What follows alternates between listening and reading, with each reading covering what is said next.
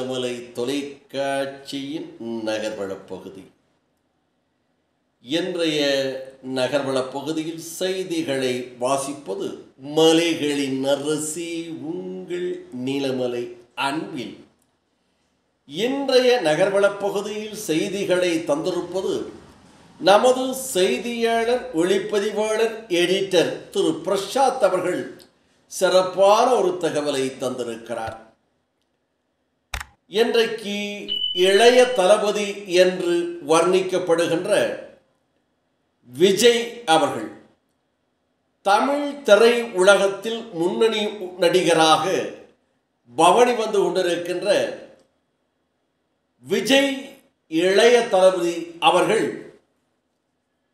நாளைய தீர்ப்பு என்ற ஒரு திரைப்படத்தில் நடித்து தமிழ் திரை உலகத்தில் அறிமுகமானார். தன்னுடைய தாயார் சோபரா அம்மையார் அவர்கள் கதை வசனம் எழுத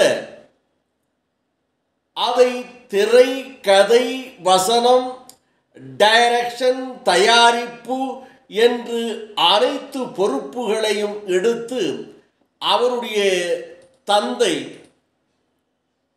எஸ் சந்திரசேகர் அவர்கள் அந்த திரைப்படத்தை இயக்கினார்.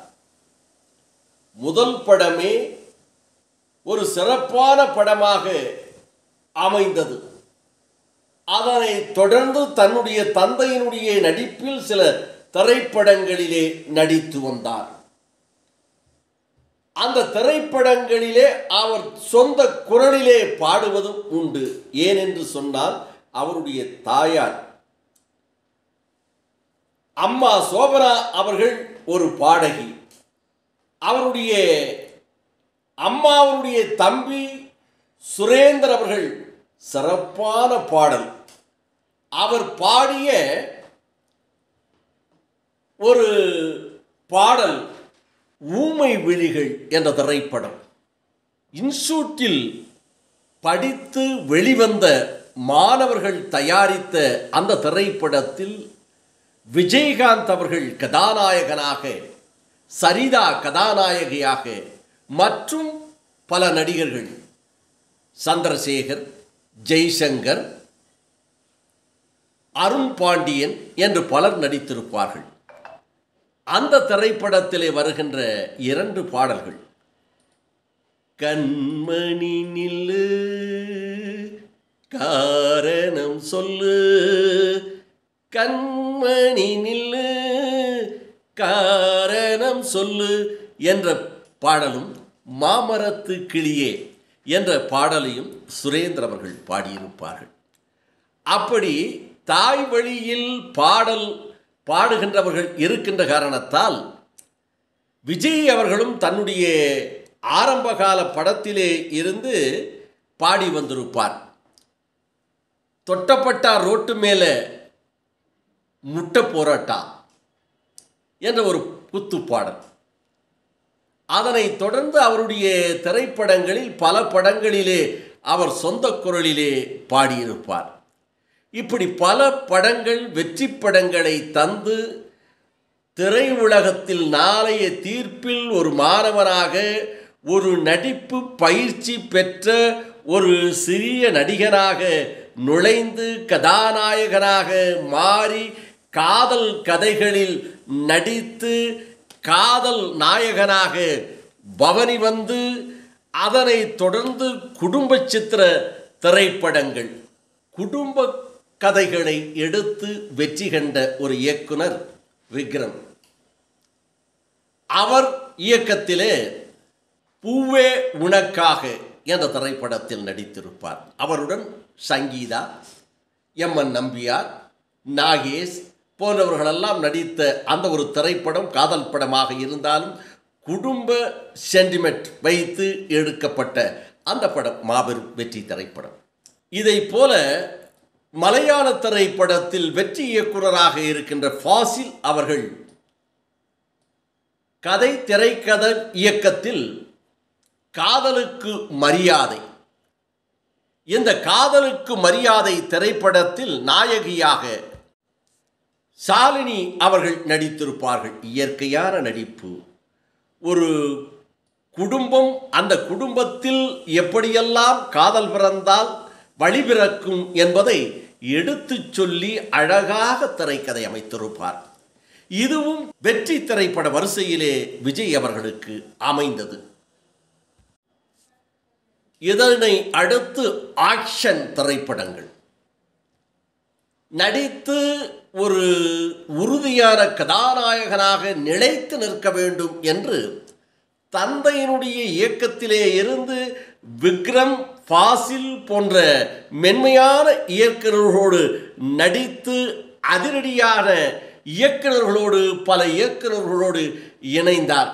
அதிலே திருப்பாச்சி, கில்லி என்று இதுபோன்ற திரைப்படங்கள், திருமலை என்று அவர் அதிரடியான சண்டை காட்சிகள், தூள் பறக்கும் காட்சிகள் என்று நடித்து தமிழ் திரை உலகத்தில் பல்வேறு படங்கள், அந்த படங்களில் எல்லாம் நடித்து வெற்றி பெற்று தமிழ் திரை உலகத்தில் மறுக்க முடியாத, மறக்க முடியாத, ஒதுக்க முடியாத ஒரு வெற்றி நாயகனாக இளைய தளபதி பவனி வந்தார்கள். இளைய தளபதி நடித்தால் அந்த திரைப்படம் வெற்றி படம் என்று ஒரு ரசிகர் பட்டாளமே உருவானது. ஆக விஜயை வைத்து திரைப்படத்தை தயாரிப்பதற்கு, இயக்குவதற்கு, அவர் படத்தில் கதாநாயகியாக நடிப்பதற்கு போட்டிகள் தமிழ் திரை உலகத்தில் தொடங்கிய காலம். அவருக்கு இளைய தளபதி என்ற ஒரு பட்டம், ரசிகர்களுடைய ஆதரவு பெருக பெருக அவர் நடித்த திரைப்படங்கள், பல்வேறு திரைப்படங்கள் பாருங்கள், எத்தனை படங்கள் அவர் நடித்து வெற்றியை கொண்டாடிய படங்கள், வரிசையாக வெளிவந்து வெற்றி பெற்ற திரைப்படங்கள். 69வது படம் இன்றைக்கு ஜனநாயகன். ஜனநாயகன் திரைப்படம் இறுதி படம் என்று தளபதி சொல்லியிருக்கிறார். நாளைய தீர்ப்பில் இளைஞனாக, மாணவனாக, சிறுவனாக, கதாநாயகனாக நடித்து அதற்கு பிறகு தமிழ் திரை உலகத்தில் மறுக்க முடியாத ஒரு வெற்றி நாயகனாக, இளைய தளபதியாக, ரசிகர் பட்டாளங்களை கொண்ட ஒரு மாபெரும் நடிகனாக வெளிவந்து இன்றைக்கு தமிழ் திரை உலகமே தலைமீது தூக்கி வைத்து கொண்டாடி கொண்டிருக்கும் ஒரு நடிகனாக இவர் ரசிகர்கள் லட்சத்திற்கு, கோடிக்கு மேல் என்று சொல்லக்கூடிய அளவிற்கு ரசிகர் பட்டாளங்களை உருவாக்கினார்.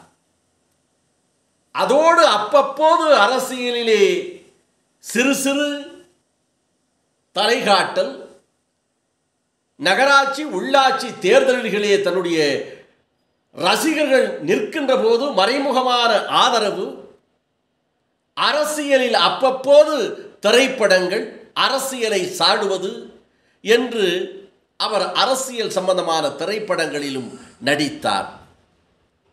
அதனை தொடர்ந்து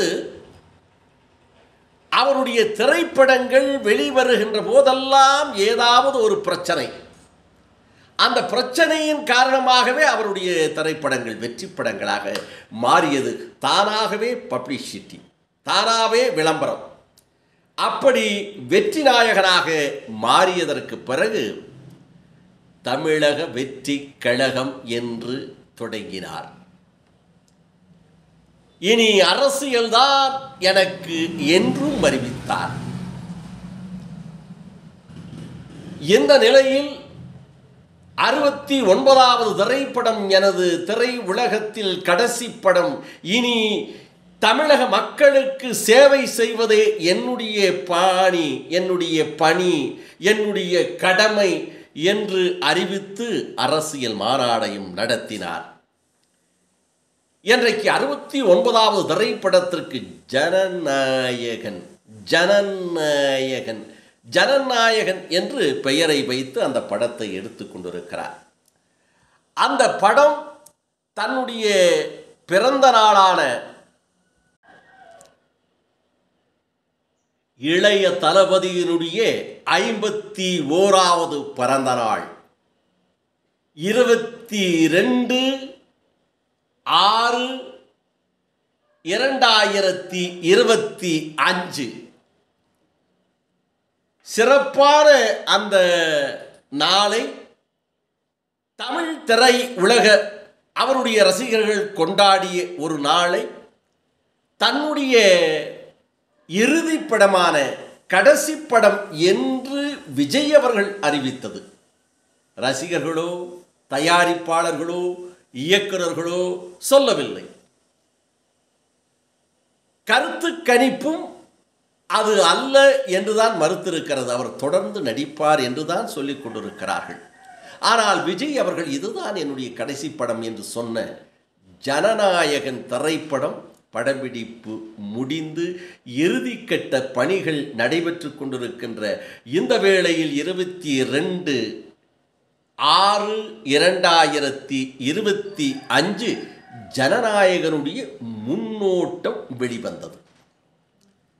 அந்த முன்னோட்டம்தான் இன்றைக்கு ஊடகங்களிலும் பத்திரிகையிலும் ஒரு பரபரப்பான செய்தியாக வந்து கொண்டிருக்கிறது என்பதற்காகத்தான் இதை நாம் நமது நீலமலை தொலைக்காட்சி யூடியூபிலும் நமது செய்தியாளர் ஒளிப்பதிவாளர் எடிட்டர் அவர்கள் சிறப்பான ஒரு தகவலாக தந்திருக்கிறார். ஜனநாயகன் இளைய தளபதி நடித்து முடித்து வெளிவருகின்ற வேளையிலே இருக்கின்ற ஜனநாயகன்.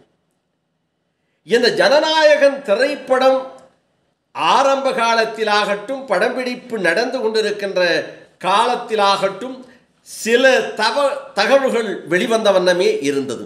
இந்த திரைப்படம் ஜனநாயகன் வினோத் அவர்கள் இயக்கிக் கொண்டிருக்கின்ற இந்த திரைப்படம் தெலுங்கில் வெளிவந்து பாலையா என்று அன்போடு அழைக்கப்படுகின்ற திரு பாலகிருஷ்ணன் அவர்கள் நடித்து வெளிவந்த திரைப்படமான பகவதி கேசரியினுடைய மறுபதிப்பு என்று ஆரம்பத்திலே இருந்து சொல்லி வருகிறார்கள்.